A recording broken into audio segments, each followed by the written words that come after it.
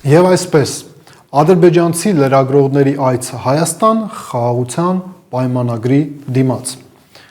Հայաստանի Հանրապետության իշխանությունները հավանաբար կարծում են, որ քաղաքացիները հիշողություն ունեն միայն վերջին 24 ժամվա ընթացքում տեղի ունեցած դեպքերի վերաբերյալ եւ դրանից հետո ամեն ինչ ջնջվում է, բայց իրականությունը այդպիսին չէ։ Եվ երբ որ մի փոքր հետ ես նայում, դու հասկանում ես, թե ինչու ենք մենք այս փուլում գտնվում այս իրավիճակում։ Հարգելի հեռուստադիտողներ, 2022 թվականի գարնանը, ավելի կոնկրետ մարտին, Ադրբեջանի արտաքին գործերի նախարարությունը հայտարարությամբ է հանդես գալիս եւ ադրբեջանցիները նշում են հետեւյալը, որ կա հիմնարար 5 կետ, որոնց շուրջ էլ Ադրբեջանը պատրաստ է բանակցել պաշտոնական Երևանի հետ հարաբերությունների հաստատման եւ խաղաղության պայմանագիրը կնքելու համատեքստում։ Այդ 5 կետերը տարբեր դրվագներ էին ներառում, սկսած միմյանց տարածքային ամբողջականության ճանաչումից վերջացրած դելիմիտացիայի, դեմարկացիայի գործընթաց, բայց Նիկոլ Փաշինյանի համար առանձնապես կարևոր էր այդ հայտարարության 5-րդ կետը, որտեղ 5-րդ կետում նշված էր, որ կոմունիկացիաների ապաշրջափակում պետք է տեղի ունենա եւ այլն եւ այդպես շարունակ եւ կողմերի միջև հետաքրքրություն ներկայացնող ծրագրերը պետք է կյանքի կոչվեն։ Սա այն կոնֆետն էր, որը քաղաքական փաթեթավորմամբ Նիկոլ Փաշինյանը պետք է վաճառեր հայ ժողովրդին։ Ու քարոզչությունը, որ նայեք իշխանական, դուք կհասկանաք, որ հենց այդ տրամաբանությամբ էլ գործընթացները զարգացել են։ Քաղաքական կոնֆետ հետեւյալ տրամաբանությամբ, Ժորժ ջան, ճիշտ է, Արցախը հանձնեցինք, բայց ադրբեջանական ներդրումներ են լինելու։ Ճիշտ է, Ադրբեջանի պահանջով եւ ադրբեջանական քարտեզներով դելիմիտացիա, դեմարկացիա իրականացրեցինք, բայց դրա հետ մեկտեղ կա որոշակի տնտեսական կոոպերացիա, տնտեսական զարգացում։ Ավելին,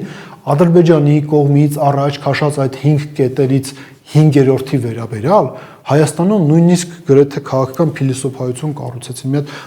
ամբողջական PR նախագիծ կառուցեցին, որը անվանեցին խաղաղության խաչմերուկ։ Բայց փորձագետները, մի շարք փորձագետներ, քաղաքագետները, վերլուծաբանները, դիվանագետները,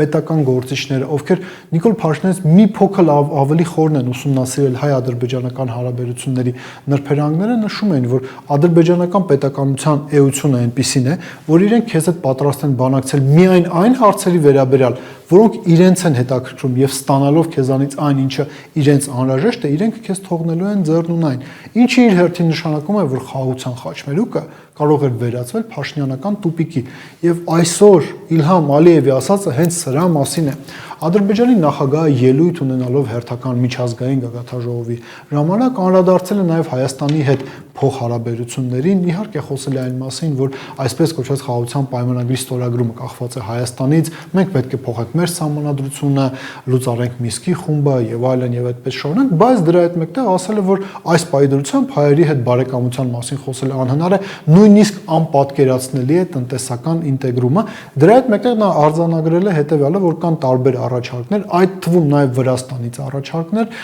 քննարկել օրինակ տարածաշրջանում գետերի հետ կապված ջրային ռեսուրսների հետ կապված որոշակի հարցեր, միևնույն ժամանակ նա ընդգծել է հետեւյալը, որ հնարավոր է, որ կազմակերպվեն երկու երկրների լրագրողական համայնքի ներկայացուցիչների այցեր, այսինքն ադրբեջանցիներ այցելեն Հայաստան, հայ լրագրողները այցելեն Ադրբեջան։ Կրկին ասենք, հաշվի առնելով թուրք լրագրողների վերջերս Հայաստան կատարած այցի իրողությունները, զարմանալի չի լինի, որ եւ հայերի այցը Ադրբեջան ֆինանսավորվի հայկական բյուջեից եւ ադրբեջանցիների այցը Հայաստան եւս ֆինանսավորվի հայկական բյուջեից, բայց ինչն է կարևորը։ Փաստորեն Ալիևը մերժում է Նիկոլ Փաշինյանին։ Նա չի տալիս իրեն այսպես կոչված խաղաղության խաչմերուկը, որովհետեւ եթե չկա հնարավորություն իրականացնել այդ տնտեսական կոոպերացիան, դա նշանակում է, որ այն հիմնական կետը, որը հետաքրքրում էր Նիկոլ Փաշինյանին, այդ կետը կյանքի չի կոչվելու եւ Նիկոլ Փաշինյանի այդ փաշինյանական տուպիկը շատ ավելի տեսանելի է դառնում։ Հարգելի հեռուստադիտողներ, շատ երկար տարիներ Հայաստանի եւ Ադրբեջանի միջև բանակցային գործընթացը ընթացել է հետեւյալ տրամաբանությամբ եւ հետեւյալ բանաձևի շրջանակներում տարածքներ կարգավիճակի դիմաց, այսինքն մենք Ադրբեջանի վերահսկողության տակ պետք է տանք մի քանի տարածք Արցախի շուրջ, դրա դիմաց Ադրբեջանը պետք է ընդուներ Արցախի ժողովրդի ինքնորոշման իրավունքից բխած ցանկացած որոշում Ադրբեջանի տարածքային ամբողջականությունից դուրս Արցախի կարգավիճակի վերաբերյալ, բայց Նիկոլ Փաշինյանի կողմից իրականացված քաղաքական արդյունքում մենք եկել ենք մի իրավիճակի, երբ որ բանակցությունները եւ հարցի լուծումը կարող է լինել հետեւյալ տրամաբանությամբ. դուք մեզ տալիս եք խաղաղության պայմանագիր, մենք ձեզ տալիս ենք ադրբեջանցի լրագրողների այց Հայաստանի Հանրապետություն։ Սա իր հերթին նշանակում է,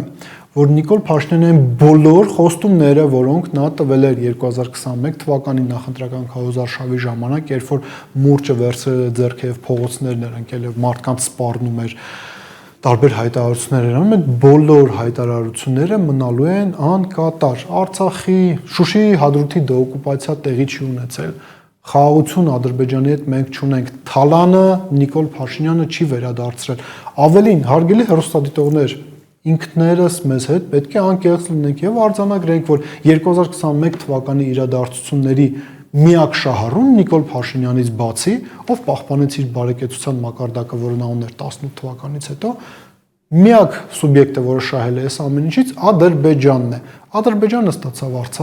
ստացավ Արցախը առանց հայերի։ Մենք զրկվեցինք Հայաստան-Արցախ միասնական անվտանգային համակարգից։ Եկեք անկեղծ լինենք, նաեւ Արցախի ռեսուրսներից զրկվեցինք, թե գյուղատնտեսական, թե էներգետիկ, թե ընդերքից, թե Հայաստանի Հանրապետության ֆիզիկական խորությունը ոչնչացրեցինք, թե պատմամշակութային ահռելի ժառանգություն հանձնեցինք Ադրբեջանին։ Ուստի իսկապես միակ սուբյեկտը, որը Նիկոլ Փաշինյանից բացի օգտվել է իր ընտրվելու փաստից, դա Ադրբեջանն է։ Չնայած չէ, եւս մի սուբյեկտ կա՝ Թուրքիան։ Մտածեք այդ մասին։